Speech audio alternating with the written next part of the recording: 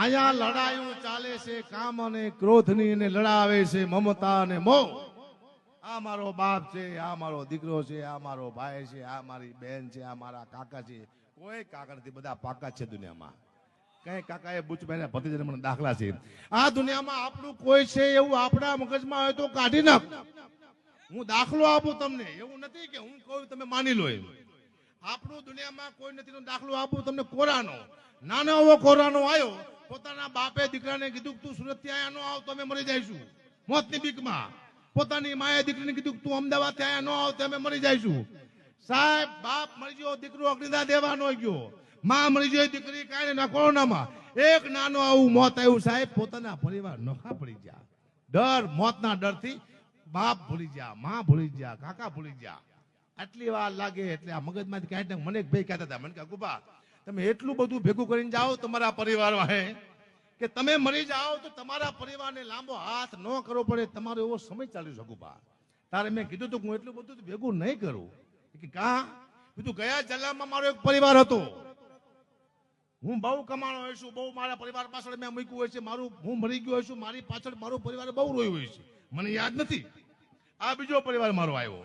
અત્યારે હું એટલું બધું કમીને જઈશ, એટલું બધું પાછળ મૂકીને જઈશ, હું મરી જઈશ, મા છોકરા પસાડ્યું ખાય છે, મને યાદ નહીં હોય. પછી ત્રીજો પરિવાર આવશે. આપણે ખાલી ન્યા બેઠા છીએ, આપણા ખાલી પરિવાર જ બદલે છે. અને હું તો જો તમને એમ હોય મારી પાસે કહે છે હા વાત ખોટી છે, કશું છે જ નહીં. 2-3 મકાન છે, બાકી કશું નહીં. અરે એ બાબુ ઉતરી જાય હમણાં મકાનના. કશું છે નહીં. શું કરવા? મારે એક પણ પાપનો પૈસો મારા ઘરમાં જુદા આવ્યો નથી. કારણ કે હું પાપ કરું, મારું પરિવાર ચર્ચા કરે એવું શું લેવા? પાપ તો એને હારે કરવું પડશે. હું અત્યારે કોકનું બૂચ બાંધી નાખું, પાપ મને મારે ઉપર જઈને માર ખાવાનો. પરિવારમાં જુઓ ફાફડા ને એવું ખાતું હોય. પરિવાર ફાફડા ખાય આશરીને મારે માર ખાવાનો એવું કેવું? સાથે સાલો બધા માર ખાઓ તો હું કમી ના આપું. બધાનો ભાગ તો હોવો જોઈએ ને ભાઈ. મારા મામા છે, મારી 52 વર્ષ ઉંમર થી. હું નાનો હતો ને ત્યારે બહુ લોટકો હતો. એટલે મારા મામા હું જઉં ને એટલે એમ કે આવ ઝાંખી આવ, મારો ઝાંખી આવ્યો, મારો ઝાંખી આવ્યો. એટલે હું રાજી થતો કે મારા મામા મને બોડીગાર્ડ કહે છે.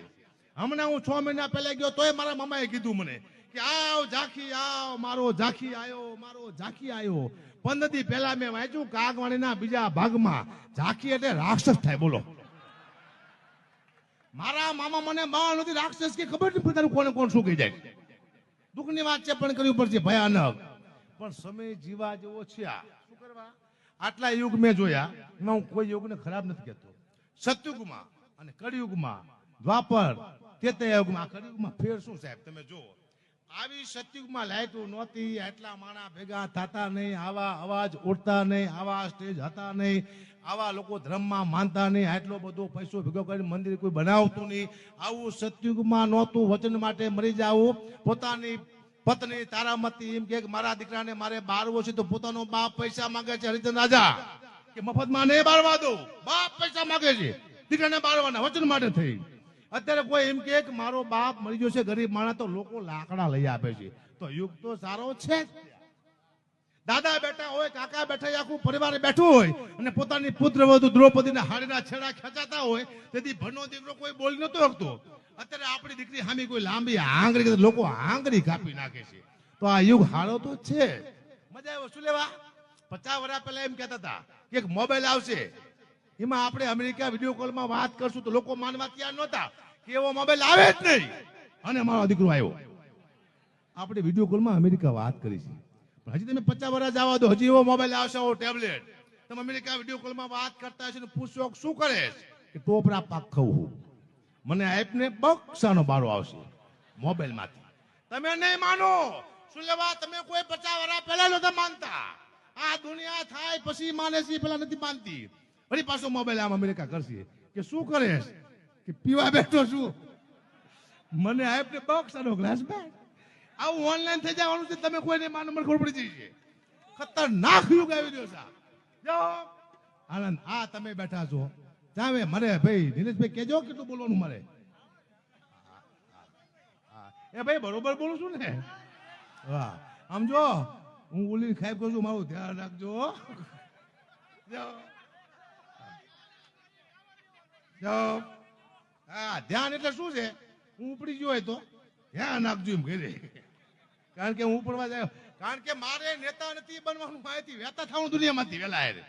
હું નેતા બનવાનો માણસ છું નહીં, કારણ કે નેતા બનવા માટે બહુ ખોટું બોલવું પડે, એટલું બધું ખોટું ન બોલે. આજ બોલીને કાલે ફરી જાવ એ આપણું કામ છે નહીં. આવું મોટું સમુદાય છે, આનો હું અત્યારે મેન થઈ જઉં અને હું રાજકીય નેતા બની જાઉં અને તમને બધાના સોદા કરી નાખું તો તેવો મોટો વિશ્વાસઘાત થાય. તમે મને માફ કરી શકો ખરા? તો આ યાદ રાખજો, જે કોઈ આવી ગદ્દારી કરે, તમને વિશ્વાસમાં લે અને પોતાનું કેરિયર બનાવવાની કોશિશ કરે, તમારે વિશ્વાસઘાત કરે તો એને પરફેક્ટ સજા આપજો. પાછા ભૂલતા નહીં, રોડ માટે અહીંયા વાર્તા પૂરી કે આવું રોજ બનશે. અત્યાર સુધી ખેડૂતનો ઉપયોગ જ થયો છે, લોકોએ બિઝનેસ ધંધો જ કર્યો કેટલા વર્ષોથી. હું જેલમાં તારનો જોઉં છું, આમ કરશું તેમ કરશું, મહાદેવ કશું કોઈ કરતા જ નથી. હા, આપણી લડાઈ આપણે પોતાને લડવાનું. કોક શું આપણી લડાઈ લડી દે આપણને? કોક આપણું ખેડૂતનું રિઝલ્ટ કોક લે કે હું તમને શીખડાવું, આમ આવો આમ આવો આમ કરો તેમ કરો. આપણે લડાઈ કરવાની પોતાની. કોક આપણી લડાઈ લડી ન દે, લડાઈ લડી દે તેમાં આપણે ફાવીએ નહીં. આ જો આ બધા પોતપોતાની શ્રેષ્ઠતા બધા આવ્યા છો, આયા માત્ર ને માત્ર પોતાની લડાઈ છે. પધારો, આવો, તમે બોલો. મિત્રો, 15 દિવસથી આ 1 મહિનોથી આ લડાઈ જેતપર ગામના ખેડૂતો લડી રહ્યા છે. આજુબાજુના ગામના મોરબી જિલ્લાના તમામ ખેડૂતો અત્યારે અહીંયા આવી ચૂક્યા છે. ખબર છે મિત્રો, તમામ ખેડૂતોને વેદના નાની મોટી છે. અમારે અત્યારે ટાવરની છે તો બીજાને ઘણી બધી પીડાઓ છે.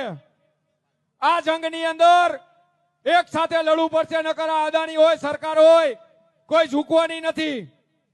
કા ભાઈ, કેમ ન ઝૂકો? ખેડૂત અત્યારે એક થઈ ગયો છે. મોરબી જિલ્લાનો તમામ ખેડૂત નહીં પણ આખા ગુજરાતનો ખેડૂત એક થઈ ગયો છે. જો અમે જાગી જશું ને તો મોરે મોરો આવવાની અમારી તૈયારી છે. મોરે મોરો આવવાની અમારી તૈયારી છે. અદાણી સાંભળતા હોય તો અદાણી સાંભળી લેજો, સરકાર સાંભળતા હોય તો સરકાર સાંભળી લેજો. 10 દિવસનું અમે અલ્ટિમેટમ આપી છીએ, અમને જવાબ આપજો, નકર આખા ગુજરાતના ખેડૂત અમે અહીંયા ભેગા કરવાની અમારી આ ખેડૂતની તાકાત છે. મિત્રો, જાજુને કહું, કલાકાર ઘણા બધા આવ્યા છે, એમનો વારો છે. અત્યારે વચમાં હકુબા ટેલર લેશે આપણે ખેડૂતોની જય જયકાર બોલાવશે. હું 3 વાર જયકાર બોલાવશે, 2 હાથ ઊંચા કરી બોલવાનું છે. ગામની જમીન ગામની, ગામની જમીન ગામની, ગામની જમીન ગામની. ભારત માતા કી વંદે અસ્તુ.